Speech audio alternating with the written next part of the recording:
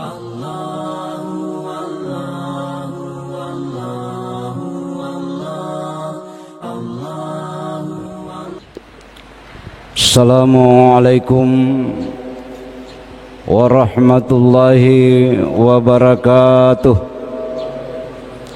Alhamdulillahi wa kafa, wassalatu wassalamu ala rasulillahil mustafa wa ala alihi wa sahbihi wa surriyatihi wa man wafa. Asyhadu an la ilaha illallah wahdahu la syarika lah, wa asyhadu anna Muhammadan abduhu wa rasuluh. Allahumma salli ala Sayyidina Muhammadin wa ala alihi wa sahbihi wa mawala. Rabbi israh li sadri wa yassir li amri wahlul 'uqdatam min lisani yafqahu qawli.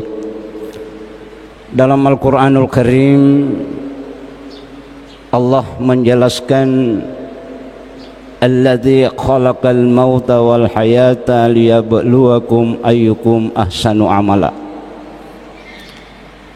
Setiap orang pastilah, apalagi umat Islam, di bulan suci Ramadan adalah tempat untuk panen raya terhadap amalan-amalan. Tetapi yang dipersoalkan dalam agama kita, agama Islam, adalah ahsanu amala, bukan asarul amala. Yang dipersoalkan di situ adalah siapa yang terbaik amalannya, bukan siapa yang terbanyak amalannya. Sehingga setiap pribadi muslim haruslah ada patokan dasar, harus ada prinsip bahwa ini adalah amalan saya yang terbaik. Ada satu ketentuan dalam agama kita bahwa ketika bermunajah kepada Allah Subhanahu wa taala, ada yang bisa kita tempati menjadi sandaran, menjadi perantara. Misalnya ketika kita mau berdoa, ada perantara, alhamdulillah, atas nama Allah. Kemudian ketika kita berdoa, diantar dengan salawat, bertawassul kepada Allah, bertawassul kepada Rasulullah, karena dia adalah pensyaratan untuk bisa cepatnya doa itu. Bahkan jamaah sekalian, berdoa bertawassul menjadikan perantara, termasuk menjadikan perantara amal yang terbaik itu bisa mempercepat terkabulnya doa. Misalnya kisah dalam ajaran agama kita, 3 pemuda yang terjebak dalam goa. Tidak bisa terbuka pintu goa itu. Hanya ada satu jalan supaya bisa terbebas daripada ditutupnya gua oleh batu, yaitu setiap orang tampil dengan bertawassul terhadap amal baiknya yang terbaik. Yang satu mengatakan, ya Allah, bukalah pintu gua ini, karena saya memiliki orang tua yang saya asuh, yang saya pelihara. Maka terbukalah sedikit, karena dia punya amalan yang terbaik adalah menjaga kedua orang tua. Dan seterusnya 3 orang mengungkapkan amalan-amalannya sebagai tawassul terhadap permohonannya kepada Allah Subhanahu wa ta'ala. Engkau hadisnya, ada hadisnya Nabi Muhammad sallallahu alaihi wasallam yang dikisahkan bahwasanya kita sebagai hamba Allah Subhanahu wa ta'ala akan dipertanggungjawabkan amalan-amalan itu. Dalam suatu hadis dijelaskan, la tasulu kadama abadi yaumil qiyamah hatta yuslaha min arba'in.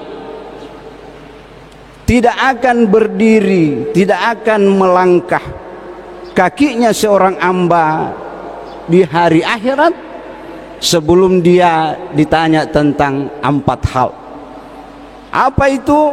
Yang pertama, an umuruhi fima apnahu, umurnya diapakan selama hidupnya. Tentang umur jamaah subuh rahimakumullah, kalau dibandingkan umat Muhammad dengan umat-umat Nabi yang lain, tidak ada artinya jumlah umurnya umat Nabi Muhammad.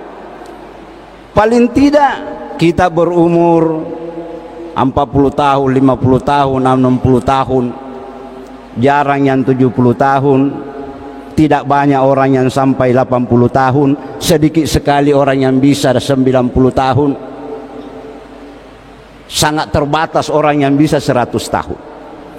Tentang umur ini jamaah sekalian, saya sedikit mengkaitkan dengan keberadaan bulan suci Ramadan. Dalam Ramadan yang dijadikan Allah tempat turunnya Al-Quran, syahrul Ramadan alladzi unzila fil Quran hudal linnas wa bayyinatin minal huda wal furqan inna anzalnahu fi lailatul qadr wa ma adraka ma lailatul qadr lailatul qadr khairum min alfi syahr. Apabila kita memasuki bulan suci Ramadan, melaksanakan Ramadan dengan iman dan wahtisaban, maka peluang kita mendapatkan yang namanya Lailatul Qadar. Apa itu Lailatul Qadar? Khairum min alfi syahr, dia lebih mulia daripada 1000 bulan. Kalau dihitung dalam tahun sekitar 80 tahun. Sehingga umat Nabi Muhammad SAW tak usah kecewa dengan perbandingan usia umat-umat yang lain. Tetapi apabila kita berjumpa dengan Lailatul Qadar di bulan suci Ramadan, maka kemuliaan itu bisa melampaui daripada kualitas umat-umat yang lain. Terkait dengan umur itu, Nabi SAW bersabda ketika seorang sahabat bertanya, ayyun nasi khairun, siapakah itu ya Rasulullah manusia yang terbaik? Mantala umuruhu wa asna amaluhu. Berkata Nabi, yang paling mulia, yang paling bagus di manusia itu adalah yang paling panjang umurnya dan paling bagus amalannya. Masalah umur, tahun lalu kebijakan pemerintah Arab Saudi membatasi bahkan melarang orang yang tua, berusia tua, siapa saja yang berusia 65 tahun ke atas tidak boleh melaksanakan ibadah haji. Itu tahun lalu. Masalah usia, banyak orang yang menyesal, kenapa saya nanti usia tua baru bisa naik ke tanah suci, padahal kebijaksanaannya pemerintah Arab Saudi tidak diperkenankan orang tua. Tetapi alhamdulillah jamaah subuh, tahun ini berita gembira bahwasanya usia yang tua diberikan kuota khusus untuk haji. Ada 5% dari kuota provinsi Sulawesi Selatan memperebutkan kesempatan naik haji. Setelah disaring yang 5% itu, karena kuotanya Sulawesi Selatan sekitar 7.000 lebih, kita mendapatkan kuota sekitar 300 lebih. Diperebutkan seluruh kabupaten yang ada di Sulawesi Selatan. Sampai di Pinrang tersaring orang yang tua usia lanjut sebanyak 26 orang. Yang paling muda umurnya, yang dari 20 orang itu, yang lansia paling muda umurnya 89 tahun. 89 tahun. Banyak yang datang melapor, kami tidak bisa lagi berangkat Pak, kami sudah tua, saya sudah pakai tongkat, umur saya sudah 92 tahun. Kalau saya tidak dengan keluargaku berangkat, tidak ada yang dampingi, saya tidak berangkat. Saya hibur orang tua itu Pak. Siapa bilang Bapak tua? Kalau saya lihat Bapak ini masih semangat, masih bisa beristri lagi. Apakah di mana kaji naseng ini? Akhirnya dia menjadi semangat kembali. Nah, itu tentang umur. Sehingga masalah umur, la yastakhiruna sa'atan wala taqdimun, bahwa masalah umur tidak bisa diakhirkan, masalah umur tidak bisa diundur. Itulah tentang umur. Kemudian Rasulullah yang kedua, Rasulullah mengatakan, apalagi yang ditanyakan, anfima ilmihi falaha, kemana ilmumu itu kau gunakan? Anak-anak pesantren Pak, masalah ilmu alhamdulillah, kita sebagai orang tua tidak ada istilah lepas dari mencari ilmu. Ada istilahnya khalaqah, orang mengelilingi guru bertanya. Ada istilah sorogan, mengajukan kitab ke kiai. Itu ala pendidikan pondok pesantren. Bagaimana kita yang sudah tua, yang sudah tidak lagi bisa pesantren? Cukuplah anak-anak kita dituntut untuk masuk pendidikan agama. Tetapi sebagai orang tua jangan lepas berguru. Karena kenapa? Biasa ada yang kita dengar Pak, maka dari pacaramai penceramah mengatakan, menurut guru tak, kita tidak tahu guru siapa yang dimaksud, karena guru tidak memiliki rekam jejak menulis. Sehingga bagi kita umat Islam, apalagi menyangkut hadis-hadis Nabi, banyak hadis lemah, bahkan banyak hadis palsu. Kita tidak bisa hanya sami'na, kita tidak bisa saja hanya mendengar, tetapi perlu untuk memperbaiki. Kita punya mensyukuri nikmat umur, maka perlu belajar dengan baik. Talabu ilmu faridatan ala kulli muslim, menuntut ilmu itu wajib hukumnya bagi setiap orang muslim. Yang ketiga, menurut Rasulullah, apa yang akan ditanyakan? An amalihi, an malihi, masalah kekayaan. Min aina tasaba wa fima anfaqaha. Hartamu kau peroleh dari mana? Hartamu kau membawa akan kemana? Sehingga ini ia tahu sia-sia. Kita ini yang orang pas-pasan Pak, jangan terlalu menyesal, jangan terlalu berkecil hati. Tanggung jawab kita orang yang miskin itu sangat kurang dibandingkan tanggung jawab orang yang kaya. Kalau mungkin di akhirat nanti kepada orang miskin hanya satu pertanyaan, maka orang kaya itu bisa sampai 10 pertanyaan. Kalau tidak bisa dijawab, dari mana hartamu yang kau peroleh, kemana kau belanjakan? Islam itu Pak tidak mengenal money laundry. Islam tidak mengenal pencucian harta. Yang Islam kenal adalah membersihkan harta. Khudh min amwalihim sadaqatan tutakhiruhum wa tuzakkihim biha. Ambillah sebagian harta mereka untuk mensucikan mereka. Inilah jamaah sekalian, di bulan suci Ramadan ada istilahnya membayar fidyah. Wa 'alal ladzina yutikuna fidyatun ta'amun miskin. Apabila ada orang yang merasa berat untuk berpuasa, boleh tidak berpuasa dengan catatan fidyatun ta'amun miskin, memberikan makan kepada orang miskin. Kita sudah rapat menentukan besaran zakat fitrah, menentukan besaran fidyah. Ada orang mengatakan, berapa seharusnya saya bayar fidyah karena saya tidak bisa lagi berpuasa, saya pekerja keras, saya tidak bisa puasa sambil bekerja, saya membayar fidyah, berapa harus saya bayarkan untuk fidyah?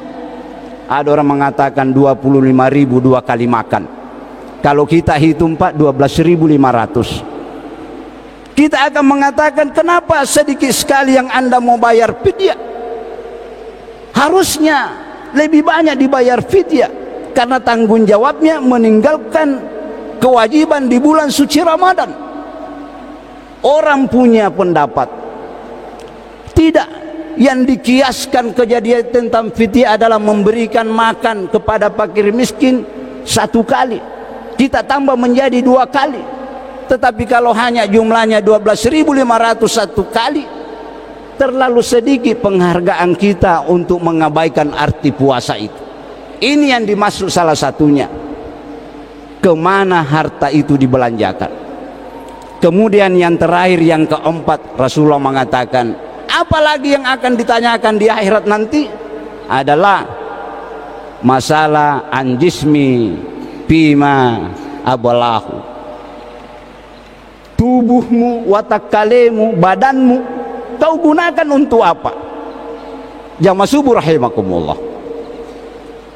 Dalam Al-Quranul Karim, sebagai umat yang istimewa karena didatangi bulan suci Ramadan, di samping umat Islam mengucapkan marhaban ya Ramadan, ada keunggulan umat Islam dalam bulan suci Ramadan ini. Wa idza za'alaka ibadi anni fa inni qarib ujibu da'wata da'i idza da'an. Al-Quran mengatakan, bulan suci Ramadan ini, hai Muhammad, kalau ada hambaku bertanya tentang saya, kata Allah, katakan kepada dia, saya sangat dekat. Ujibu da'wata da'i idza da'an, saya akan mengabulkan seluruh permohonan yang dimohonkan oleh hamba. Sehingga jamaah subuh rahimakumullah, kita tidak bisa malu meminta kepada Allah. Harus ada prinsip dalam diri kita sebagai pribadi muslim, bahwa salah satu mensyukuri nikmat umur adalah bagaimana terus menghubungkan hubungan dengan Allah Subhanahu wa ta'ala. Iyyaka na'budu wa iyyaka nasta'in. Hanya kepada Engkau lah ya Allah kami meminta tolong. Sehingga jamaah subuh rahimakumullah, hanya ada beberapa masalah ketika kita umat Islam berjuang untuk menjadi mensyukuri nikmat. Fa'alhamaha fujuraha wa taqwaha.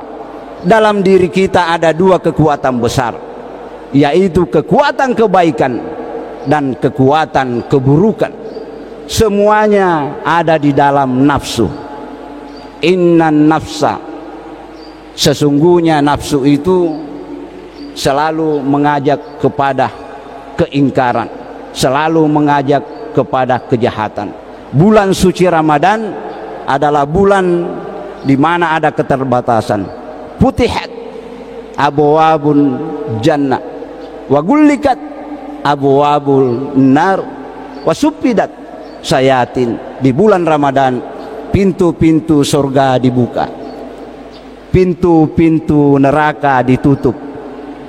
Setan yang suka menggoda kita dirantai, sehingga peluang umat Islam untuk mensyukuri dan mengisi umurnya, khususnya di bulan suci Ramadan, kita menanam prinsip, jadikanlah seakan-akan Ramadan ini adalah Ramadan yang terakhir bagi kita, sehingga yang ada di dalamnya adalah kita menjadi la'allakum tattaqun.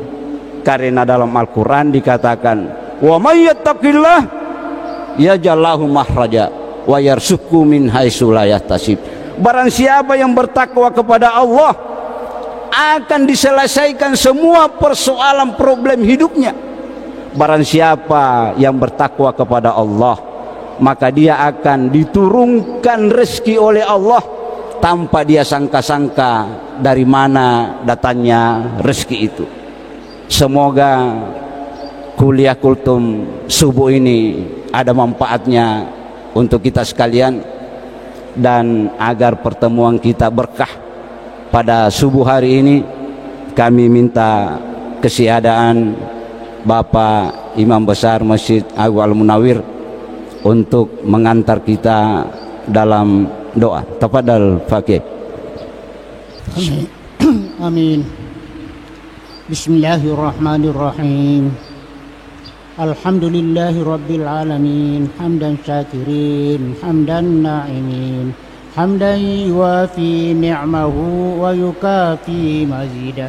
Ya Rabbana lakal hamdu kama yanbaghi li jalali wajhikal karim wa azimi sultanik.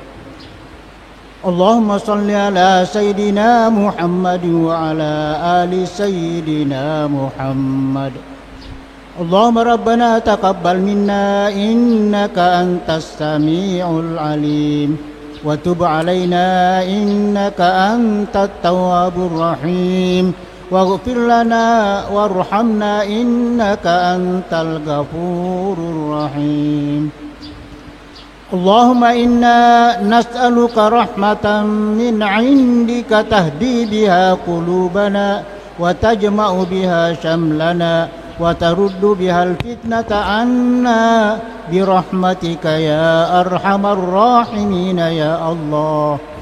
Allahumma inna nas'aluka mujibati rahmatik wa azaima maghfiratik wassalamata min kulli ismin wal ghanimata min kulli birrin wal fawza bil jannah والنجاة من النار والعفو عند الحساب. اللهم ربنا تقبل منا صيامنا وصلاتنا وقيامنا وركوعنا وسجودنا وقعودنا وتخشعنا وتعبدنا يا الله. اللهم إنا نسألك نفسا مطمئنة. اللهم إنا نسألك سلامة في الدين والدنيا والآخرة وعافية في الجسد وزيادة في العلم وبركة في الرزق وتوبة قبل الموت ورحمة عند الموت ومغفرة بعد الموت. اللهم إنا نعوذ بك من الهم والحزن ونعوذ بك من العجز والكسل ونعوذ بك من الجبن والبخل ونعوذ بك من غلبة الدين وقهر الرجال. اللهم اغفر لنا ولوالدينا ولجميع المؤمنين والمؤمنات والمسلمين والمسلمات الأحياء منهم والأموات إنك سميع قريب مجيب الدعوات ويا قاضي الحاجات. اللهم اكتب السلامة علينا وعلى المقيمين في برك وبحرك من أمة محمد صلى الله عليه وسلم. واجعل اللهم بلدتنا بنران هذه آمنة مطمئنة وسائر بلدان المسلمين عامة. ووفق اللهم حكامها ورؤساءها وزعماءها إلى ما فيه صلاح العباد والبلاد برحمتك يا أرحم الراحمين. ربنا ظلمنا أنفسنا وإن لم تغفر لنا وترحمنا لنكونن من الخاسرين. ربنا لا تزغ قلوبنا بعد إذ هديتنا وهب لنا من لدنك رحمة إنك أنت الوهاب. ربنا هب لنا من أزواجنا وذرياتنا قرة أعين واجعلنا للمتقين إماما. ربنا آتنا في الدنيا حسنة وفي الآخرة حسنة وقنا عذاب النار وأدخلنا الجنة مع الأبرار يا عزيز يا غفار يا رب العالمين. وصلى الله على سيدنا محمد والحمد لله رب العالمين. الفاتحة. الفاتحة. أعوذ بالله من الشيطان الرجيم. بسم الله الرحمن الرحيم. إياك نعبد وإياك نستعين اهدنا الصراط المستقيم صراط الذين أنعمت عليهم غير المغضوب عليهم ولا الضالين آمين. Akhirul kalam billahi taufik wasadah. Assalamualaikum warahmatullahi wabarakatuh.